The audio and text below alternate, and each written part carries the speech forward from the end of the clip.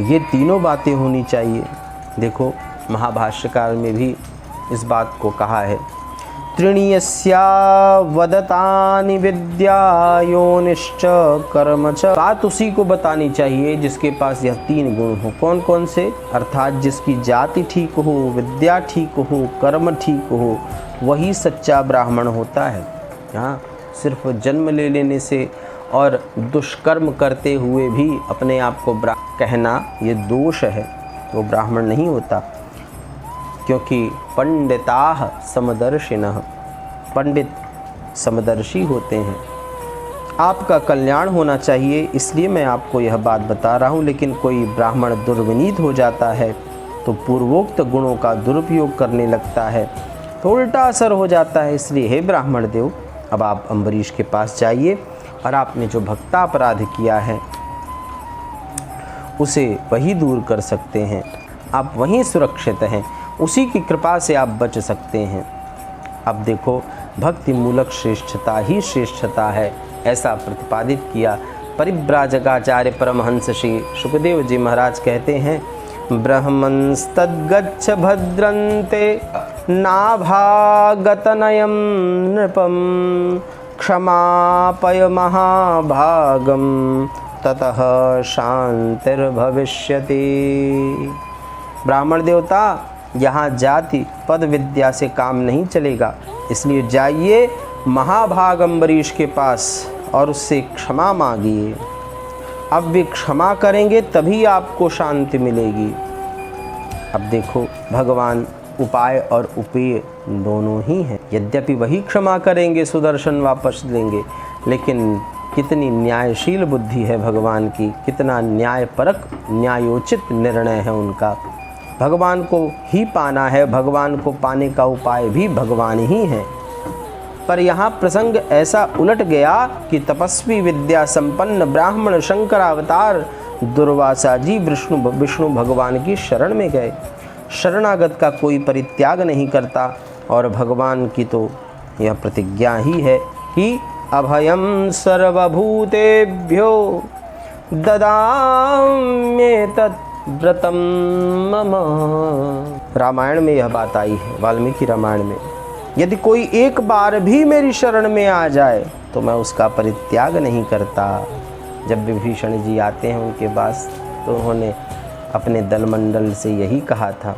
किंतु यहाँ आप इस प्रसंग पर ध्यान दें कि दुर्वासा जी भगवान की शरण में आकर खड़े हैं और भगवान कह रहे हैं कि मैं कुछ नहीं कर सकता, मैं तो पराधीन हूँ। करेंगे वही, किंतु कहते इसलिए हैं क्योंकि भक्तापराध उनके लिए अक्षम्य है। फिर भी शरणागत परित्याग नहीं करके उनको उपाय बताते हैं।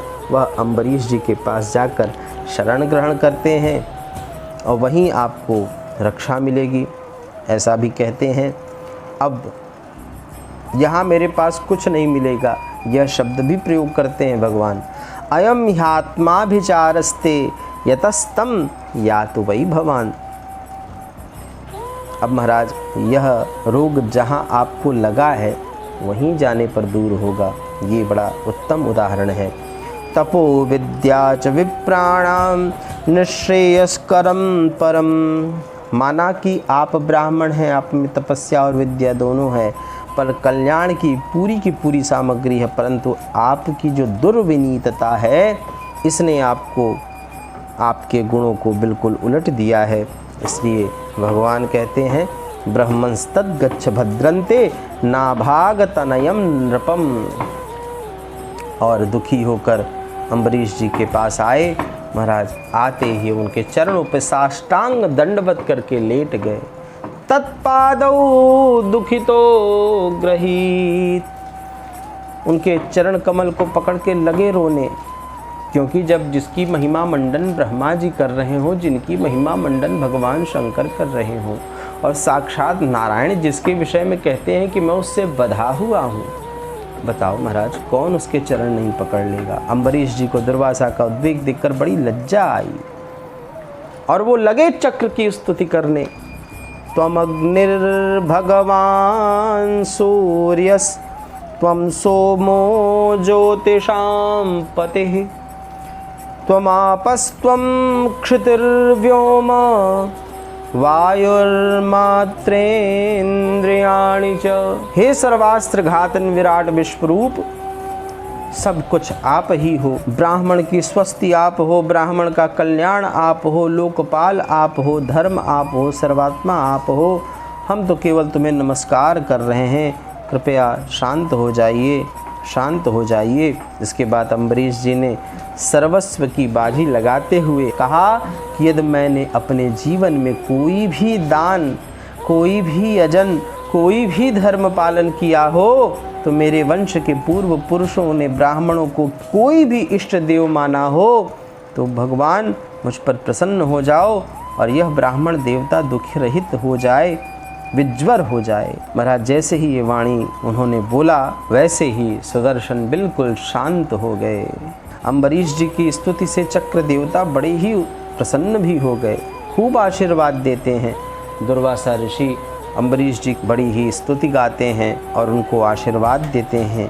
कृतागसोऽपि यद् राजन् मंगलानि समीहसे। प्रकार से भक्त की महिमा किसी सिद्धि चमत्कार में नहीं, इसमें है कि जो उसका अपराधी है उसके लिए भी वह मंगल की अभिलाषा कर रहा है। जिन साधु महात्माओं ने भगवान को अपनी झोली में डाल दिया है उनके लिए कुछ भी दुष्कर नहीं है, कोई भी दुस्त्यज नहीं है। ध्यान रखना, भागवत का वचन है, यही ही संगृहीतोपि भगवान सात्वताम वृषभो हरिः। जिन्होंने भगवान का संग्रह कर लिया उन्हें सिद्धि, धन, दौलत, ऐश्वर्य और दुनिया का प्रभाव, इन सब का संग्रह करने की कोई ज़रूरत नहीं। जिनके नाम श्रवण मात्र से मनुष्य निर्मल हो जाता है उनके भक्तों के लिए दुनिया में क्या बाकी है। हाँ, भगवान अम्बरीश आपका हृदय करुणार्ध कर देते हैं। और दुर्वासा ऋषि कहते हैं कि आपने मेरे अपराध का ध्यान नहीं दिया और मेरी रक्षा की, यह आपका बड़ा भारी अनुग्रह है। इस प्रेम भक्ति की एक भाव को भगवान के चरणारविंद में समर्पित करते हैं। सभी को जय श्री कृष्ण। भगवान के प्राकट्योत्सव में आप सभी के समक्ष परम वैष्णव, परम वेदांतनिष्ठ, आत्माराम पूर्ण काम, परम निष्काम श्री मधुसूदन सरस्वती जी द्वारा प्रतिपादित एक श्लोक प्रस्तुत किया जा रहा है, जिसमें उन्होंने भगवान को हृदय में बसाने का क्रम बताया। शुश्रूषो श्रद्धानस्य वासुदेव कथा रुचिः स्यान्महत्सेवया विप्राः पुण्यतीर्थ निषेवणा। सर्वप्रथम आप पुण्य तीर्थ में जाना प्रारंभ कीजिए। पुण्य तीर्थों में जाने से आपको महापुरुषों का संग मिलेगा। महापुरुषों की सेवा से आप में श्रद्धा भाव बढ़ेगी। श्रद्धा भाव जब जन्म लेगा तब आपको वास्तविक कथा श्रवण में रुचि जागृत होगी। और जब कथा हृदय से श्रवण करना प्रारंभ करोगे तो भगवान इसी कर्णेंद्रिय से आपके हृदय में प्रवेश करना प्रारंभ कर देते हैं। और उसके बाद जब भगवान का गूंज हृदय में बार बार होने लगता है, भगवान वहीं विराजने लगते हैं, तो काम, क्रोध इत्यादि जितनी भी मलिनता है तो स्वभावतः नष्ट हो जाते हैं। इसी को उपनिषद में कहा गया है, विद्यते हृदय ग्रंथिश्छिद्यन्ते सर्व संशयाः क्षीयन्ते चास्य कर्माणि तस्मिन् दृष्टे परावरे। तो इस प्रकार कथा श्रवणेच्छा सच्ची हो, इस संदेश के साथ आप सभी को श्री कृष्ण जन्माष्टमी की ढेरों शुभकामनाएं। जय श्री कृष्ण, जय श्री राधे, जय गौ माता, जय श्री धाम वृंदावन।